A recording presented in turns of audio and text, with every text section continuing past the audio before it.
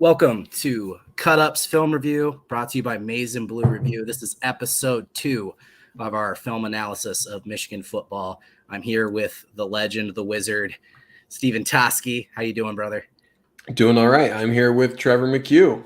How about that? Throwing it right back at you. Oh, this is great. I'm so excited. So obviously we have a bunch to jump into this week. We're going to focus more on just big plays for Michigan. We're going to look at offensive and defensive side of the ball. Obviously last week was J.J. McCarthy was the big story. So a lot of focus there. Another non-conference lower opponent for Michigan this week against the UConn Huskies. So we're going to work with what we got here. I'm excited to see what Tusky whatever you got, man. I'm going to need more of this stuff right here, right? See what Toski's got set up for us. So I know you got a bunch, bud. Let's just dive right in here. Yeah, let's just go right for it. We're going to be flipping between offense and defensive plays here. So I know last week we primarily were focusing on the offense. This week it's a new week. It's a new game.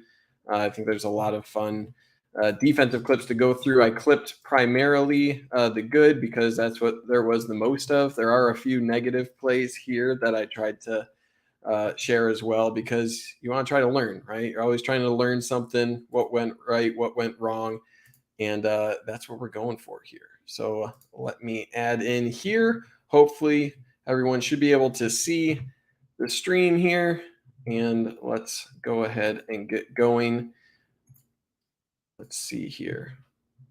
Okay, we're working with StreamYard here, so I'm testing this out. New application. If it's choppy, if it's as clean as it was last week, we're going to play with our software, see what is the best for the viewers. So everyone in the chat, let's keep it honest. Keep us informed on what you prefer, what layout you want. This is for you guys, right?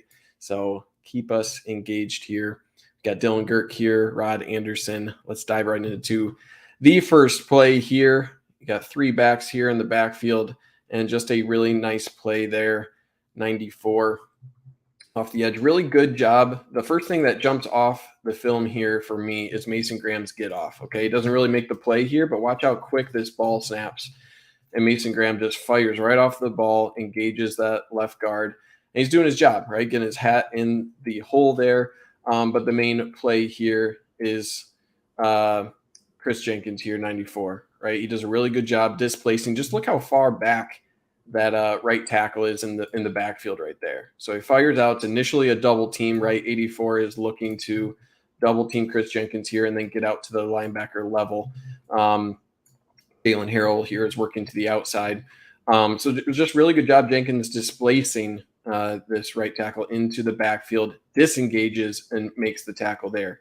If that doesn't work, you also have Big Mozzie Smith there in the middle working his way.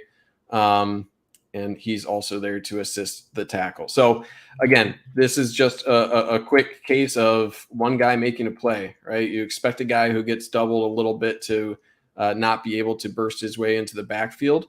And if this play were to go where it was intended as well, right? You got 83 coming across formation. He's looking outside. If he wants to bounce, right, that makes it a lot harder when you have a defensive lineman like this getting that much penetration, holding up 83 as well.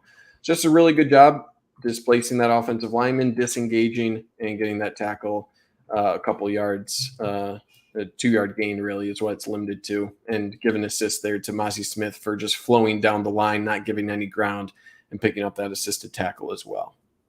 Yeah, Jenkins and Mozzie have been an awesome duo on the inside. I mean, they could be the best defensive tackle duo in the Big Ten. Really impressed with those two so far early in the season. Yeah. So, I mean, when you have these guys really dominating like that up front, right, it makes the rest of your team just work a little bit, like there's a little more fresh, right? You don't have to you can't really learn too much from the linebackers here, right? Maybe you'd like to see Junior Colson get off this block from 84 a little bit quicker, but really this was kind of the tale of the day. Defensive line was doing their work, and when they're consistently putting the offense at 2nd and 8, 3rd and long, good things are going to happen. Let's be honest, when you trade size for speed, that's right. Going to be Junior Colson's biggest struggle when those when those guards get to the second level. So, good call out by Dylan there, but unfortunately that's probably going to be their target on most plays. So right, absolutely. All right, let's dive into the first offensive play here. Roman Wilson in motion to the top of your screen here. Here, a little screen out to Roman Wilson, and this is all about wide receiver blocking, right? You look at the start of this play, and you're like, okay, this looks relatively well set up. But I mean, the blocking down the field here is just the star of the show. You got Eric All picking up this block. You have Ronnie Bell here picking up this, and you have so much time here. It's really rare to give your wide receiver this much time to make a decision off of number 6, right? So he's trying to decide, do I go inside of this? Do I cut around to the outside? He makes a couple moves here. He slows way down. He's analyzing that block, gives it a second, right? And this extra second gives both this defensive back the confidence to work back inside. It forces number 6 to hold up. Meanwhile, you still have Ronnie Bell turning his guy inside, right? Read the hips of this block, and he has this walled off, right? There's a lane here. So that extra block, all staying engaged. Number 6 having to make a tough decision whether you're going upfield, going to the outside, right? This is all just about time. And for 2 guys on the outside on a screen like this, to keep their blocks this sustained, right? Ronnie Bell is still blocking. You got Cornelius Johnson going downfield with another block. So I think in the presser that's happening literally right now, Jim Harbaugh said this is one of the best wide receiver blocking teams that he's ever had, right? And this is really just showing that. And I think I said it, I don't know if I said it on a tweet during the game or at some point, but when you have this crowded of a wide receiver room and this many weapons, the way you see the field is through your blocking, right? Because Absolutely. if you don't, you're not going to see the field, because guess what? There's 3 or 4 other guys that would love to see the field and are dangerous weapons that would love to block and love to make a difference. And that's the luxury that Michigan has at this position this year. I told people a lot last year. The reason Mike Sainristil was playing maybe more than some better catching receivers, he was a fantastic blocker. That's what gets you on the field at Michigan. So, Toski, can you do me a favor, though? Can you go back to the offensive line set of that play? Sure. Yeah. Let's look so, they're blocking for runs. So do you think this is RPO? And, what do you think of this action with, obviously we've got 2 players holding up for JJ on the potential keep, the fake, and then the pass. What do you see in this action here? Yeah, this could be RPO. It's interesting. You can never be 100% sure, right? Because you could throw this into an RPO. This could be something that you call in where you say, okay, we're running this play, but throw the screen. And that could be based off of the play of their defensive backs in this formation. It does look like this is an RPO sort of situation here, primarily because of Trent Jones heading upfield, right? You would think of this as for sure a pass and, just a play action here. You wouldn't have these guys pulling like they are. But really, this is setting up an RPO down the line. So if that is true RPO, then you look at the eyes of JJ McCarthy.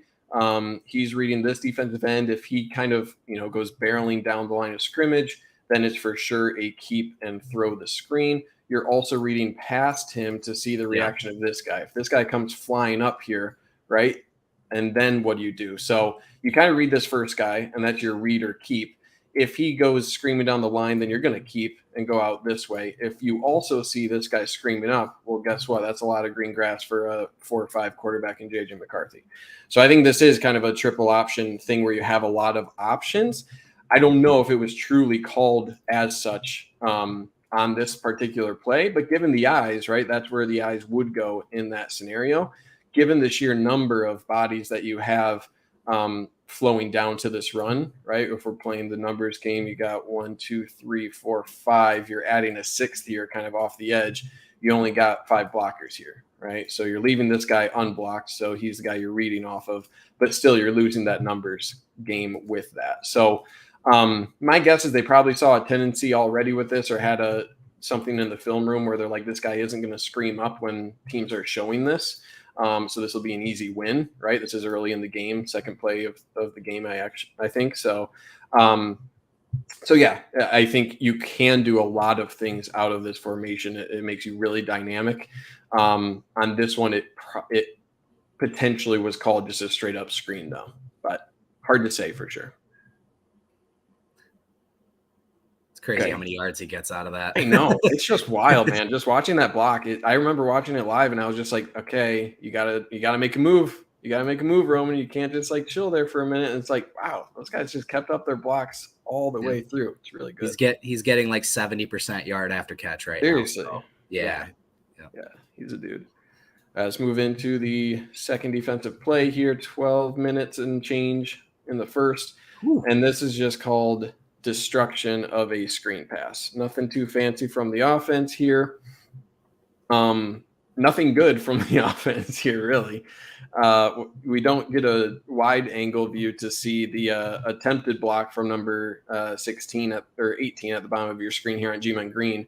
But this is just everyone doing their job really well and better than UConn, right? You got G-Man Green just beating this block heads up from the outside wide receiver, right? He needs to try to get his hat across G-Man Green and cut that off.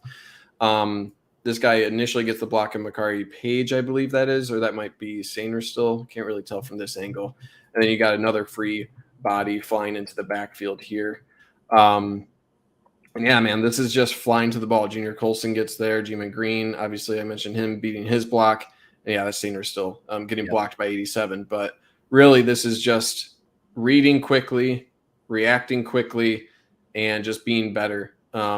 This actually, now that I look at it, it is a tunnel screen look, right? So because you have these two linemen coming out, they're probably a little late here on their release. So the timing is probably a little bit off. But what this wide receiver wants to do is catch this. They want obviously this guy to pick up this to pick up this, and these guys to beat Junior Colson out to this, right? Because then this guy can fly down and go towards the center. This guy's already passed the ball, so he shouldn't be an issue. That's the play design. But as he catches it, right, look at where your offensive linemen are compared to a screaming down Junior Colson. So I think the issue with Junior Colson last year, he was really fast, but he wasn't really, confident with his read, being a true freshman linebacker who was pretty new to the sport, even as a freshman. You're going to have a tough time. So things have slowed down for him. He's making these quick reads, and he's just quick with it, right? He's looking at number 5, and I love the eyes. If you're looking, sorry, I'm looking, not annotating. But he's looking at number 5 as soon as he sees the hips open up, right? As soon as he sees the hips open up here, watch his eyes shift to the quarterback. Boom. Hips are opening up on that wide receiver. Probably saw that in film, says, okay, this seems like it's coming out here. Boom. He's already on his way, right? So when you're that quick with it, it's really tough for any offensive lineman, let alone the athletes that UConn has to get out there and block them. So it's just Michigan being well prepared and executing at full speed. That's a bread and butter Michigan defense formation and set there. That reminds me a lot of last year, actually. Mm-hmm. So Mike Morris moving into the inside, something he did a lot last year. You've got Harrell up top in the Ojabo role, and then McGregor trying to do his best Hutch impression. Sainer still line up like Dax, 2 safeties back, and then your fastest linebacker out on the outside. So that's I'm not surprised to see that play go well. That's a big play for Michigan, very common last year. Yep, and big 3rd and 8 stop. Yeah. And that's where Michigan's got to thrive, right? Was run stuff 1st and 2nd down, get a 3rd and long, and then that's when you can, bust plays up like this. So good call on Colson, though. Yeah, look at his eyes there. You're 100% right.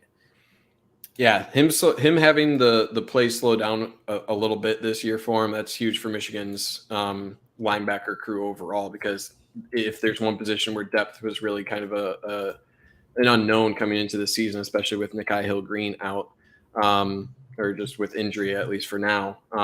There were some question marks. So him being up to the task, trusting his eyes, playing fast is really what Michigan needed this year. Okay, diving into I love this little fake pass handoff to Blake Corum, gets his first of 5 touchdowns of the day, which is just a crazy number. I was really happy I didn't go against him in fantasy this week. But this is really cool. A little bit of vulture going on this week. Seriously, absolutely.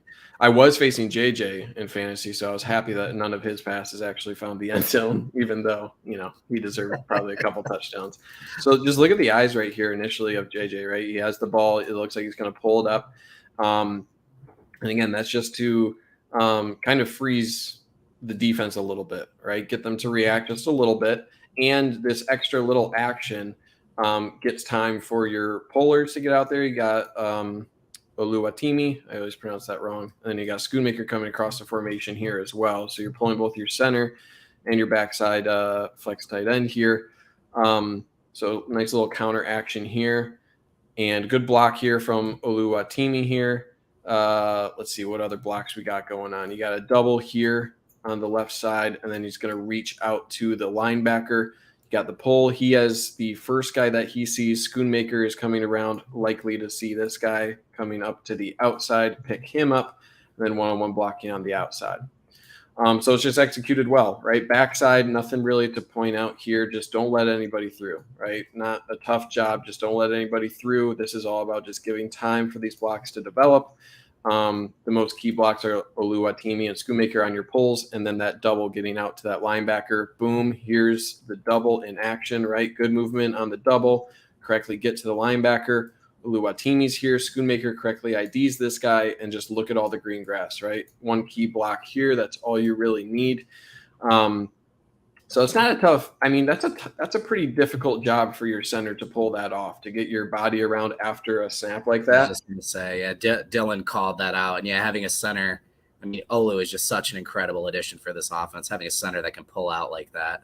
Yeah, that's tough to have, man. Not everyone has that, and that's something where if you have that, you want to be able to take advantage of that as much as possible because it's such a luxury to have. And here's a really good view of that where just the hat of Oluwatimi, like especially, is on the outside, right? That's what you want. You want to be able to seal that guy to the inside, boom, and that's all you need. Schoonmaker just gets enough here, right? He needs to do a little bit better job on number 6 there. He's just a little late identifying him, but he does, right? He identifies him just enough just to get a little bit of a chip on him, and that's enough for Blake Corum to assist in the shrug off. And that's just a matter of beating the rest of the guys, right? You got number 19 to beat. Good wide receiver blocking again. Andrel Anthony, number 14 gets off this block, but his momentum is stalled right here, right? He has to react right now. And because his momentum was stopped from Andrel Anthony, that's enough of a lane for Blake Corum to, again, just kind of shrug that off. So, yeah, I mean, when you have everyone executing your blocks really well outside of Schoonmaker, he does enough. Against a better team, maybe that won't fly. But it's good to, again, these games, it's good to put that on film to say, hey, when you're getting around your center here, when he picks that up, just be ready, right? Be ready. Come off of the butt here of Oluwatimi. Just get ready right here, and then you can keep going, right? He just kind of keeps going along this path and then kind of doubles back. Form this, right? You're going to be forming a wall. You're unlikely to see a guy come screaming out this way. You're way more likely to see a guy forming this gap right off the butt. So he's just got to make sure he keeps his eyes up and has a good path. That's what I was going to ask you. I didn't know if this was a little bit of a situation where 6 is Schoonmaker expecting 6 to be more upfield, or was that actually where he should be? Yeah, I think he's just hidden right here. Like he knows he's supposed to be there. I think he just kind of loses him with his eyes, right? Because you got Oluwatimi. So he thinks he's somewhere, but he doesn't know he's right. He knows he's there. I think he needs to just trust that there will be a guy there, and if not, that like he'll be somewhere, right? Where it's like he just needs to trust that there's going to be a guy out here. If you don't already see him, you have to kind of make that assumption that there is going to be a guy there. Like, he didn't just disappear. He's going to be there somewhere. So just follow the butt, go off the butt of Oluwatimi, and be prepared to find a body there. So I think he was more just looking and lost him and not following the exact path that Oluwatimi's block led for him. But again, he adapted, right? Having athletic tight ends like that, he's able to get just enough, and that's the difference. All right, got a defensive play up next. Yeah, let's go to defensive play 3 here. 2nd and 14, just under 8 minutes. And that's just Braden McGregor. Yeah, does a really good job. Multiple bodies on this one. So zone blocking here, no pulls for UConn. And, I mean, you can already tell just what happened on this play. You got a tight end trying to block Braden McGregor here at the bottom of your screen. And Braden McGregor just says, I'm going to launch you, 2.5 yards into the backfield, and then I'm going to see what's in front of me, right? So that's a really good job. I like how he stops, right? You beat the block and then figure out what you need to do, right? Disengage, where am I at, finds him, and hops on, right? The only real criticism that you could have of him for this play is just go a little lower, right? By him going high here gives the running back maybe a couple extra yards. But at this point, I'm picking nits, right? He displaces. I'm glad you said that actually, Toski, because I mean it's funny when McGregor does something good, he looks a lot like Hodge.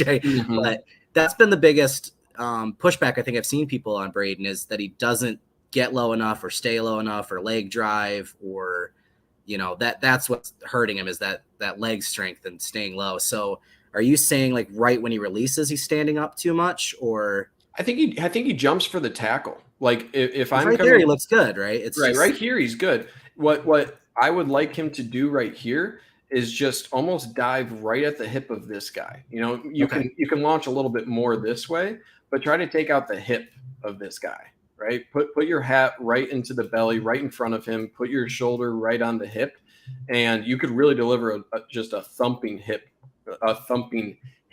on his hip. And maybe displace the ball here. I see what you're saying. But instead, he just kind of jumps up towards the shoulder pads, and like against, I'm just. You like his height. You like his height on the matchup with the tackle. It's when he goes to make the tackle. Yeah. He does fine here on the tight end. Good hand engagement here. Good extension. Tight end. My bad. Yeah, no, it's all good. And then he rips. I mean, it looks like a tackle, right? Like UConn's players aren't very big across the line here, so it's strong move though. But yep, good disengagement there, good rip, and then just boom, just dive towards him, right? Dive not vertically here. He kind of comes off his feet, right? He's fully off the ground here. You can't really tackle anybody. You're on for a ride here.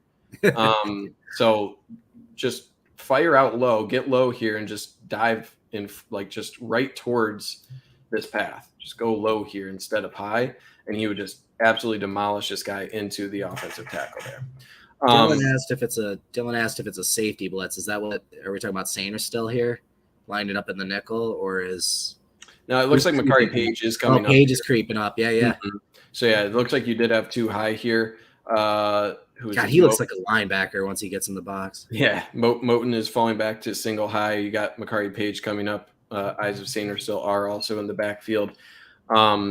So I don't know if that's necessarily blitz. It really seems like it is, right? Based on him firing out into the B gap, it looks like here. So you could call that. I'm not exactly sure what that defensive call is, but does a good job. I mean, he really pushes back 62 there, that left guard really well here.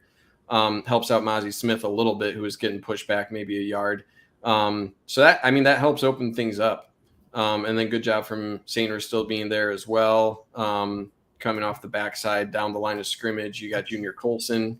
He's uninhibited, but he works down the line here. But really, it's McGregor making the play and then just getting assists from guys coming backside. So, honestly, not a great job down the rest of the line here, right? If you're looking like backside, everyone is kind of getting displaced here. I don't know if that's George Rooks or can't really tell who that is. I think that's 94 is Chris Jenkins. Jenkins. Yeah.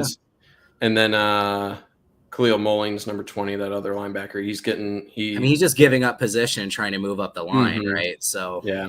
So you'd like to see them not giving up that much ground, but again, when one player like McGregor makes this good of a play, it covers some other gaps. So things to watch, but overall, all you really need is one or two guys to make a play, and that can cover up some deficiencies in other areas. All right, let's go into play. What is this? Play 3 on the offense, I believe. Let's get it. Here, a little pistol. And here, one of the few mistakes we've seen out of JJ McCarthy here. Number of tweets I've seen about this. And the first thing I want to point out is just the good play of this defensive end. He really plays this exactly how you want to if you are a defensive end, because just focusing on his movement, he's going to get into the backfield. He's going to have a 45-degree angle, and he's going to point just like right at the inflection point right here. Where, again, if you're looking at his hips, right, and it's like, okay, I'm going this way or am I going this way? Where is he pointed? He's pointed pretty much 45-degree angle right here. And that's really tough when you're trying to make a decision whether to give or to keep, because it's hard to say. He's kind of broken his feet down, right? He's chopping. He's pretty close to this mesh point where it's pretty scary either way. where even if I give here, I'm pretty worried about his ability to go down the line of scrimmage. So it's a tough read for JJ McCarthy. I think in this scenario, the tough thing is momentum, right? If he's still screaming towards you, then it might be. I mean, it's a tough way, because even if he gives here, this guy's a pretty decent athlete. He might be able to scream down the line and make a play. So I honestly don't think this is the worst decision for McCarthy. I think this is just a tough read, and exactly how you want to be playing that if you're unblocked off the edge. Because if this guy if he stops right here and makes that motion, right? If he stops here and just starts shuffling, then it's very likely a give, because there's no possible way he's going to be able to make that distance, especially when you have two pullers here, right? You're not really going to be able to work your way from here and then get all the way around this when Blake Corum has the ball. But given he does have that extra yard of depth here, I'm kind of torn on what decision should be made here. So I like what Dylan says, 50-50, tie goes to the runner, right? Yeah. And you know, that's if I'm the super optimist, I think that Jones gets his block, Hayes gets up, and a lane develops, but obviously it's easy to say because we didn't see the play happen. But yeah, I do think that's likely what would have happened if you would have given here. I think it's likely the better read here. And I do think the tie does go to the runner, because what happens if you're wrong, right? If you're wrong in this case, right, you're adding a bigger loss, right? On the keep, you're adding a bigger loss in yardage. You're adding another hit to your quarterback.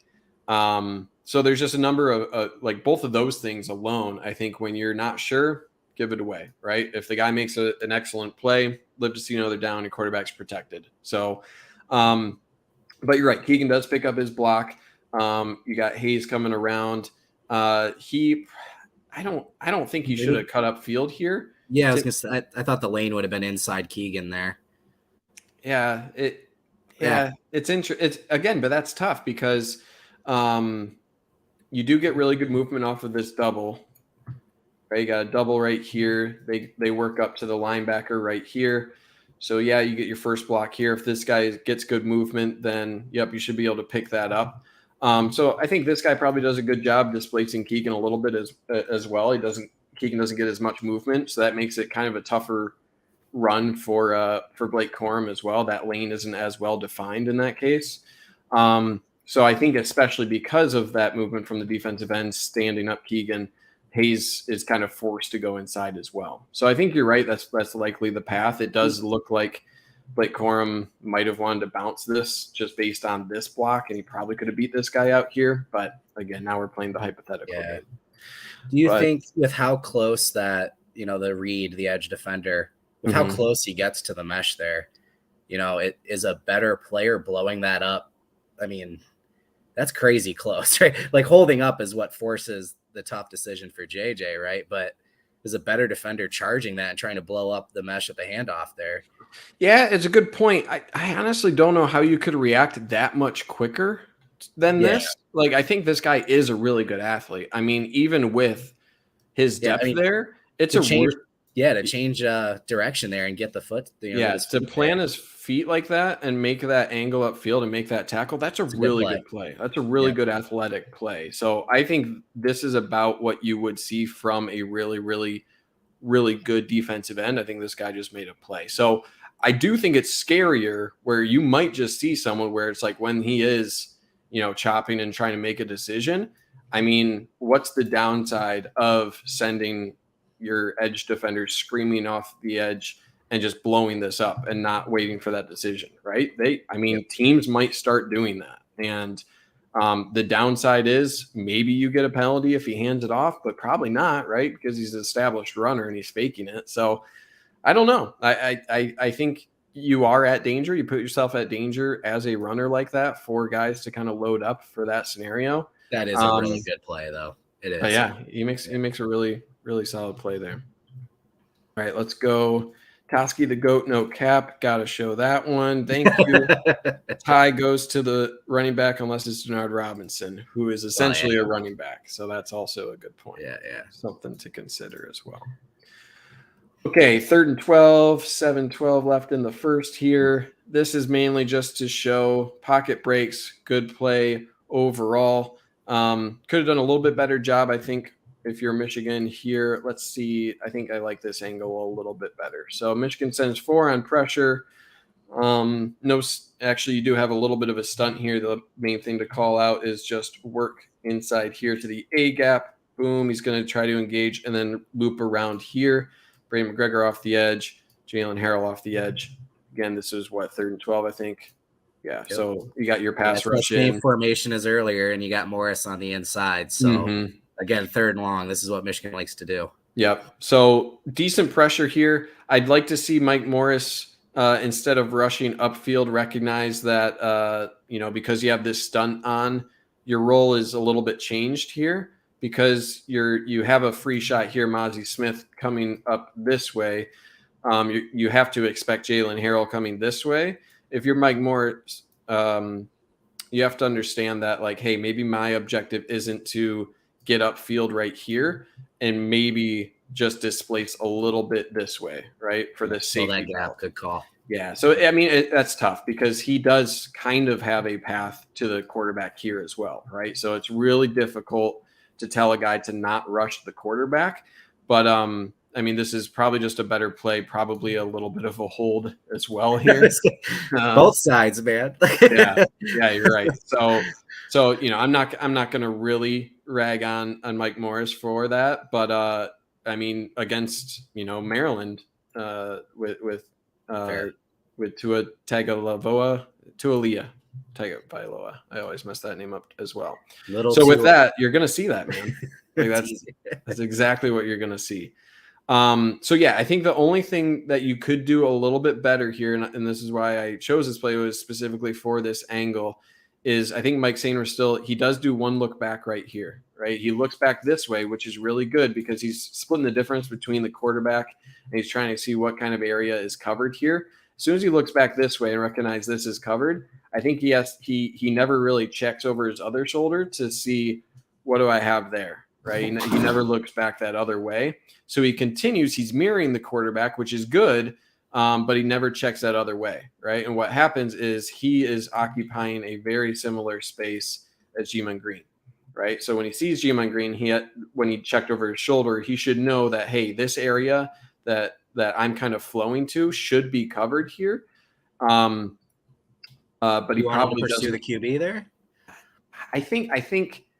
See, that's also tough because he's also stopping the quarterback from the run here, and he is the primary option there. So this is tough. 3rd and long too, right? Yeah, so, it's 3rd and long. I think maybe Junior Colson could have done a little bit better job, right? He kind of stops here. It seems like he does start flowing this way a little bit, but as soon as you see a quarterback run this way, everything shifts, right? Sainristil starts shift this way. G-Man Green's going to shift this way. He needs to make up some ground and realize that any throw coming back this way isn't really going to happen.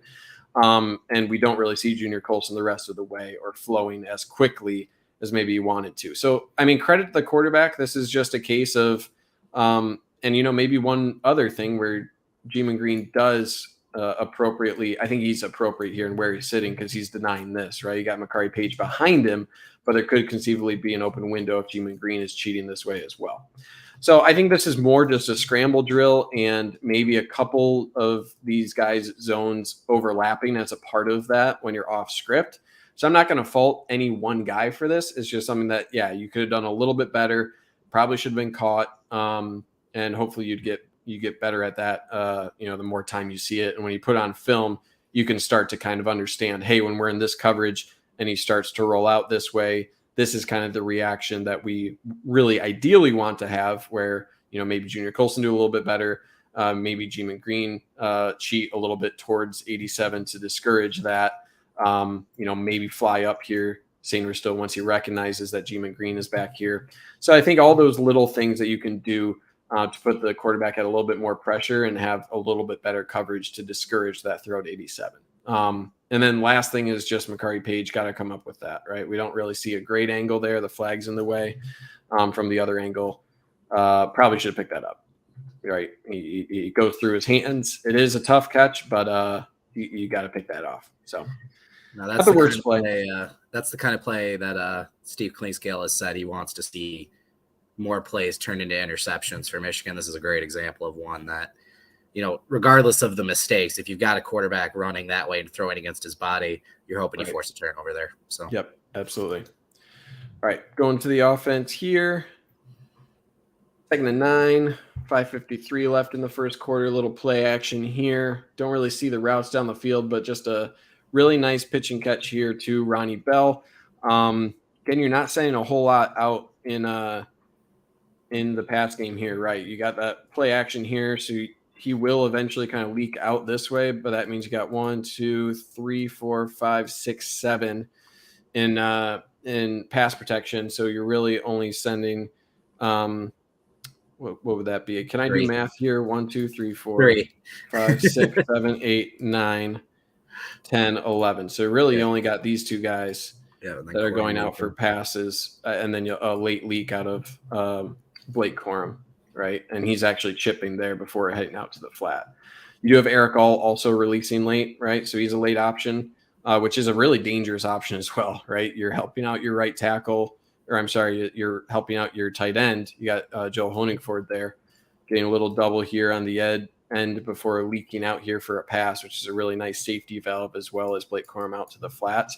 Don't get to see top of the screen. It looks like just a straight up fly route for Cornelius Johnson, since we have two safety high here, right? You got bracketed coverage between this guy. This guy looks like he's already recognizing Cornelius Johnson head up the seam, and then just a deep cross route for Ronnie Bell. So off the play action, turn around. Looks like JJ McCarthy takes a look at both the safeties, looks at their reaction. As soon as this guy, this cornerback, right? As soon as this cornerback is passing off Cornelius Johnson to the safety, and he sees Corum coming out of the backfield and decides to come up, that's what opens up the throw to Ronnie Bell. So that last read here for JJ McCarthy, you see his eyes right there, seeing the reaction to Corum. That says, okay, there's going to be a space there left open because that cornerback vacated that. And number 8 here trying to follow Ronnie Bell, right? That's a tough ask when you got a guy coming across the formation here. Number 8 is a middle linebacker right here. He actually does a pretty solid job. But when you got coming across here, he has to take Cornelius Johnson deep. He initially starts to drop into this area and then sees Corum. So he's out of there. And that leaves this open. So good read there from JJ, right? He's checking that safety, make sure he's being honest and covering Cornelius Johnson deep. And then boom, eyes to the cornerback. He's coming up, and your eyes already there for Ronnie Bell cross, and that's a good throw, right where it needs to be, right on the face mask, and good catch. Actually, a good play from number 8, right? For middle linebacker to be right there and partially contest that catch is pretty good. If that wasn't open somehow, you also have number 0 vacating here, and you would have Eric All for a short pitching catch, and they really like him in this situation to catch here and be able to make something happen after the run with his athleticism. I'll just call out real quick. I think JJ does 3 really good things here that help show why he's the starter. One, he resets his feet just a hair over to the left to get a better throwing lane outside of the 2 linemen there. Mm-hmm. Like you said, he makes the read on the corner coming up, and he makes this throw look easier than it is, right? Because he's able to put some power on it and still get it over that defender in the middle. This is one Cade maybe would have floated a little bit, thrown it a little bit closer to the sideline, more past the numbers for Bell to go get it. Yep. So, again, making the slight adjustment to get the better throwing lane in the pocket, making the right read on the corner, and then delivering a bullet, but still with a little touch. That's, again, McCarthy makes it look easy, but that's actually a really, really tough play he does there. Yeah, it gets there quick. Yeah, it definitely gets there quick, and having enough loft to get over that first level. Just enough height, man. Yep. That's crazy touch. Yep, and really good accuracy. That's exactly where it needs to be. Can't put a ball any better than that. All right, moving on to this next play, 1st and 10 here late in the first quarter. Here, just a simple give, and this is where the defensive line really starts to show. Sorry, I'm laughing. Kenneth Grant is a big man. Oh, dude. There were so many times last year where I was watching Kenneth Grant just do spin moves against poor high school, future accountants, and he's just 350 degrees, just doing spin moves, just sprinting on the line of scrimmage. I mean, just straight he's up a freak, man. into the runner, man. Look at this. Get in there. Seriously, he almost tackles the running back with that alone, right? So, yeah, Kenneth Grant in the middle of your defense, he's going to be so good. He's going to be so good. Really excited to have him. He's got that McGregor problem. He's a little high, though. A little high, but I'm okay with that, man. Yeah, if he's going to bully dudes, who cares, right? Like, I'm okay with that. And look at, like, for a guy at 350 pounds, just to, have that initial – because 62 is a tough job. He has to get off the ball here, get his hat across, right, and try to get his hat across a guy like Kenneth Grant. So I really like that Kenneth Grant gets a couple yards here. He gets like a full yard here, engages, pushes him off, right? Just kind of shrugs off 62, who's still – his momentum's taking him in the wrong way for this sort of block, right? So 62 really only has one arm to push here, and Kenneth Grant is taking advantage of that with both of his arms and really making a big difference with that push. And that just completely constricts that hole, right? Because you really don't have bad movement here from this double team. He's going to be getting off of this onto Michael Barrett here. So they're actually doing a pretty good job on that right side, right? Junior Colson now does have a lane. So if this gets there, he will be able to make a lane here. But you got some open grass here. So Kenneth Grant really constricts that with his play. And then the rest. Again? What's that? Is that Jenkins or Upshaw again on the top there that gets off their block? That's Upshaw for sure. That's Upshaw. Okay. Yep. He does a really good job. He has outside contain here. So that just means initially make sure nothing gets outside of you, right? If this is going out here, make sure you have your outside arm free as a part of that. So that's where he's initially putting his hat here. Good extension of the arms. Once he sees that running back working inside of him, probably could have been a hands to the face. Actually, probably should have been called against the offense there. He's got his hand under his shoulder pad. He's just you're right. It looks like face mask because he's 8 inches up. Yeah, you're right. Yep. Look at that. But good job disengaging here. And one thing I really like that he does here with his left arm is kind of put it in the armpit there of the offensive lineman. So as soon as he disengages right here, he kind of moves his arm right here into the crook right here. And that just ensures that he's kind of one inside here, right? And he's able to use that arm now to engage in the tackle. So he assists there. And I really like that Kenneth Grant just kind of continues going down the line and kind of makes the tackle through the guard. It's just really funny. And then you have a Junior Colson, just, again, good flow, right? He beats this lineman trying to reach out there. Tough job for the lineman, and continues down this line as well to help clean it up. So, all right, Toski, I'm gonna let you rapid fire a little bit here because I know we got like 15 minutes left, and we still got 2 minutes left in the first quarter. So I'll try and stay out of your way a little bit more here on these next few plays. Yeah, let's go for it. All right, JJ McCarthy here dropping back. This is just a simple throw, and just wanted to highlight AJ Henning. Ooh. He obviously had good crazy tackle, but this is just a nice quick pitch and catch. Just kind of that 4 outs. We covered it last week where everyone's just kind of running 4 outs here. And this is a long throw, right? You're at the top hash, and you kind of said it like with another quarterback. Most quarterbacks, you're not going to be able to give your wide receiver. You're not going to be able to give your wide receiver a chance after the catch on this, right? So the ability to deliver this ball on time with that velocity, it is a little low, right? We'd like to see a little bit higher so AJ Henning can catch that and make a quicker move, but just really good athletic play for him to not only stay on his feet, but make this first guy miss right after that. That's really hard to do. So excellent work there from AJ Henning. Maximizes yardage right there. Good tackle. Kind of crazy, a little dangerous. Worried about his neck there, but that's like a WWE pile driver or whatever. Yeah, seriously. But luckily he's okay. Let's move into this one. This I just had to include because you just got to hustle. Like, good thing for George Rooks, right? This running back will be in the doghouse probably a little bit. Got to hold on to that ball, but George Rooks beats his block, right? Is that Page on the edge? Page is on the edge. Yeah, I don't know what formation this is on 2nd and 10, but it is a wide receiver inside here. This is a wide receiver lined up. Fair enough. Yep. At the bottom of your screen. Yep.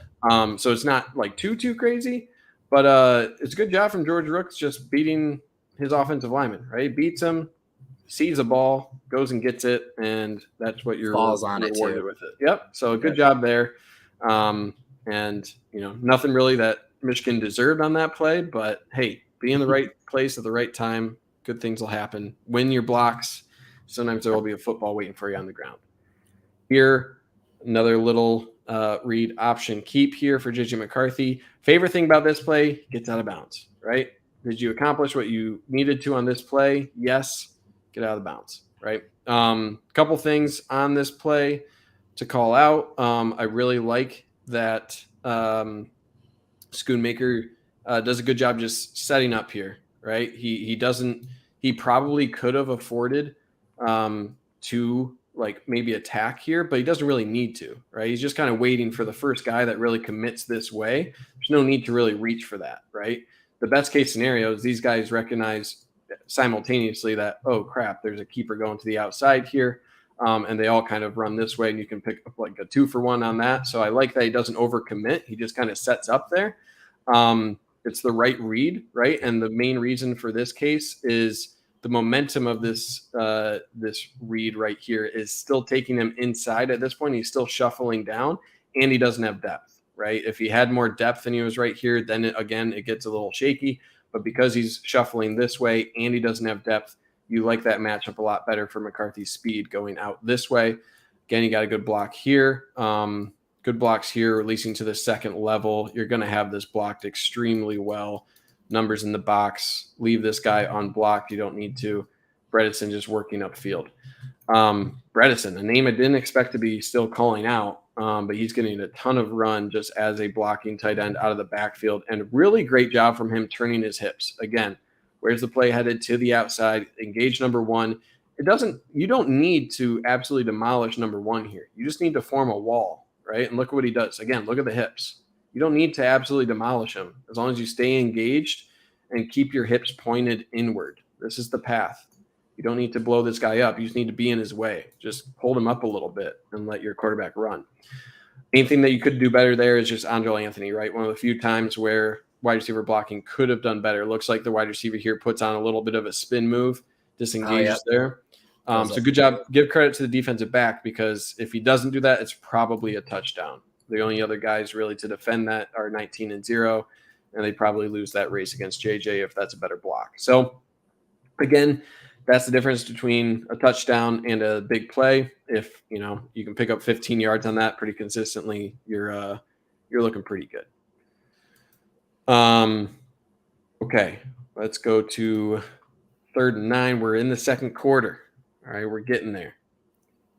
Here, this was called a defensive pass interference, and wanted to call this out. Again, I haven't been covering like too many of the negative plays here. I don't want to go through all the aspects of this play, mainly just the coverage here from DJ Turner. It was close. There was a play like this, I believe, last week that was similarly close that was not called. I think it's the right call for this being defensive pass interference. He arrives early. He does. Yeah, I was going to say live, I didn't think it was. And then when I saw this angle, I was like, oh, yeah, definitely. Yeah. Yep. That's going to get called more often than not. And I think the main thing here that I'm just a little bit frustrated, this is really good technique, right? Like this is exactly what you want to do. Get your arm across, constrict the one arm, rake with that other arm. And, there's no real way for a wide receiver to do that.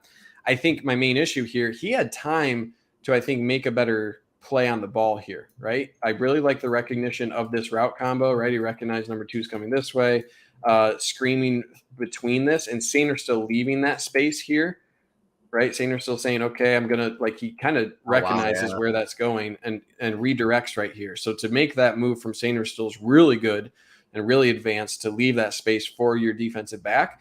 But right here, I think DJ Turner should recognize, hey, if I cut this just right here, right? He knows the route that's already being run.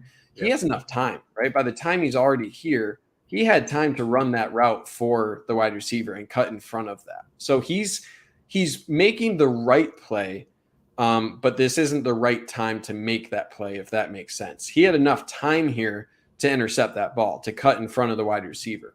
If your shoulder pads, right, if he starts running just straight this way, and this wide receiver keeps running his route and he intercepts that ball, even if there's contact between the two, that's a fair play, right? That's a Malcolm Butler at the goal line. I was just going to say Super Bowl. That's exactly same exact thing. Yep. And he had enough time here this throw is late. This throw needs to be there earlier. He had enough time to make that play on the ball, and he decided to go for the traditional way that you defend that, right? So against better teams, that will be the play that he will likely have to make because the throw will be there sooner. But in this instance, I think he could have made a play on the ball. And back to your earlier point, Trevor, where you were saying Steve Clinkscale was like, we need to turn these opportunities into interceptions. This is one of them as well, where instead of a potential interception, you pick up a 15-yard penalty. The only other thing to call out, Junior Colson, man, got to catch that, right? No excuse right there. Even though it would have been called back, you got to do it. So, yeah. No, you're right. I think people make that misconception. Both players actually have a right to the ball. Absolutely. But you have to make a play on the ball. If you're just restricting the receiver, then, yeah, if you jump that route and you knock the guy down, it doesn't matter. You had a right to the ball. Yeah. Absolutely. So, I mean, he's right there, right? And you're still making a good play. You can still give him credit for making a good play on the ball. It just wasn't the right play in that exact scenario. So, again, great to put these things on film to say, like, hey, where's the ball at? If you're going for this play and the ball is only halfway there, that's probably not the right way to do it. So again, just good to have that on film. Here, EJ Henning in a little end around here, or a little flare screen. I think that's what you call that. And just a nice first down. Blocking's pretty simple. You're just cutting along the offensive line here. This is a called screen all the way. Again, this just goes back to blocking, right? Ronnie Bell, it's the main thing, especially with both wide receivers, and Ronnie Bell's really good at it. You don't need to completely stop the wide receiver. You don't need to completely hold on, stop his momentum. It's more about staying engaged. If he really wants to keep running this way, just follow him. Stay engaged with him. With all this space here, allow your wide receiver to make the cut either this way or this way based on the reaction here. It's all about just making life a little bit more difficult when he does decide to make that second movement, right? So it's a really good job. Stay engaged. Now that the wide receiver is committed to this, now you're in danger, because guess what? When you try to make that second move, your momentum's stopped by another human, and that's just not how momentum works. And then you got a good job here from Angelo Anthony further down the field. He's staying on his block well enough to the case where I really think AJ Henning should have cut around the outside here. Again, read the hips of your block. Read the hips of that. Yes, number 6 is getting disengaged with Ronnie Bell at this point, but read the hips of your block. I think there's enough space for AJ Henning to make that, especially with how slow number 6 is getting off of that block. I think you could make that cut and probably have a touchdown if you're AJ Henning. So, again, when your mistakes are getting you 12 yards instead of a touchdown, you're in a pretty good spot, and that's the case on this play for sure. All right. You have a hard cutoff at 8:30, Trevor? I don't. I just know we were shooting for. Yeah, let's shoot for an hour. And then I'll. We can wrap up with a little bit. So let's get a few more plays in here. 14:05 in the second here, 2nd and 10. Handoff. This I really like the play of the safety on this one, flying up. Just a really, really great play. And that's Rod Moore. Love Rod Moore just flying up like that. Reminds me of Brad Hawkins a little bit. Just a kind of a little stretch play, right? No one's really pulling on this play, just working down the line of scrimmage here. Got a little double on your defensive end. I think this is – it doesn't really look like McGregor. I don't know who this is. But that's McGregor. It is McGregor. So you got a little double here. Everyone's job on the offensive line is just get your hat across a gap here. And then hopefully one of these guys can release out here. They want one of these guys to release off to the linebacker. And Rod Moore just flies down, right? Defensive line does okay. You'd like to see a little bit better of a job from your interior. I think that is Mozzie Smith on the interior there getting doubled. He gets taken for a ride here, frankly, and not the best job. So you have a pretty big hole here forming. Rod Moore just shuts that down really quick. Right, he comes in and just makes a decision that he's just going to go for it. So it's a really good job committing to that. Braden McGregor does an honorable job working off of that, right? Maybe a little bit too much movement to the outside here, but he as soon as he recognizes that this play is going back inside, he stops and then does kind of constrict this a little bit. So it's a good job, and I do like that he decided to dive there, right? He takes out the ankles there kind of with Rod Moore. So that's a good job of going low, right? Understand where you're at this point. That's the best play that Brady McGregor can make, is dive right here. And I think Rod Moore recognizes, hey, there's a big offensive lineman here. I don't want to go in very high either here. My best play is to go at the ankles here. Time is of the essence as this play develops. And they both decide to have a little bit of an ankle stew. There's one ankle for each of them, and they take it out there. So good play. And Rod Moore making that decision to fly down, reckless abandon, right? Really good recognition. He knows right there, and then just makes a really nice decision. Breaks down just a little bit, and then under control makes that dive and takes out the leg. That's just a good play, man. That's just when safeties do things like that, it makes a possible play of 10 yards into a pickup of 2.5 yards, and that's what a safety is all about. Make you feel safe, warm and fuzzy. 17-0 here. 12:30 left. JJ McCarthy delivers the ball to Ronnie Bell. This is such a simple play, and it's really evil too, because it puts – this isn't the best angle for it. I really like that we have this angle. So you got Ronnie Bell coming off from the right of your screen here, and then he just stops right here. Stops right there on a dime, and it's really tough. Like, you don't really see guys stop that quickly and then just sprint out the other way. And number 5 here really has to be attentive, right? Because Ronnie Bell goes from like probably 65, 70% speed to nothing, puts his hand in the ground and takes off the other way. And number 5 is just 3 yards behind him already. So this is nothing about like any coverage, anything like that. It's just, hey, if you're in man coverage and this guy goes in motion, he can just stop and turn around. And that's another way of think about all those, 3-cone drills and all those agility drills that you have. And that's where guys like AJ Henning, Ronnie Bell can really shine, is when you send them across a formation like that, where, again, nothing special outside of this is just man to man. There's just Ronnie Bell being quicker and more agile than the defenders. So that's an easy win. Nitpicking, is he better off gunning for the pylon instead of worrying about the defender, or does he have the angle no matter what? You're saying like right here, go for the because the other view might have been better, but I didn't. I mean, again, nitpicking, gets by the guy, whatever. Yeah, it's good. That's a good. Let's see if he has. Like, if he immediately is aiming for the pylon instead of right there turning into the defender. I mean, he's hoping to use his speed against him, right? Because now he's full speed going to the sideline, right? So he's hoping he can just get inside of him, which he does. He just does enough to trip him up. Otherwise, he's in. So he slows him down enough that 6 is getting to him, right? Yeah, so he gets real close here, right? His knees touch right here. He gets half a yard Vulture away. Time. What's that? Vulture time. Yeah, exactly. Put in Blake Corum. So I don't know. I think it's the right move. I think give credit to number 6 here for continuing to hustle here, because he's the one who really makes that play, right? Makes the contact. Yep. So I think it's the right move, because if 6 isn't there, I think Ronnie Bell probably gets there. But we're definitely in nitpick territory, where I love to see Ronnie Bell's cuts. He is such a dynamic player, and even back to his high school film, that's what he was absolutely best at. Okay, last play here. And this is, again, just really loving Mike Sainristil, where for this guy to be first year in as a defender after having multiple seasons as a wide receiver, that's just excellent coverage. A little bit disengaged here, but he's just so comfortable finding the ball, staying engaged with the wide receiver, and his technique's like surprisingly good. Does a really good job here getting engaged with his hands. Does a quick check to the quarterback right here as he's making contact, turns and runs with him. Maybe a little bit disconnected, but he's staying engaged here. As soon as he feels comfortable saying like, okay, I know where he's at, and notices the tight end starting to look back for the ball, Sainristil does the same. So he's kind of matching the movements here.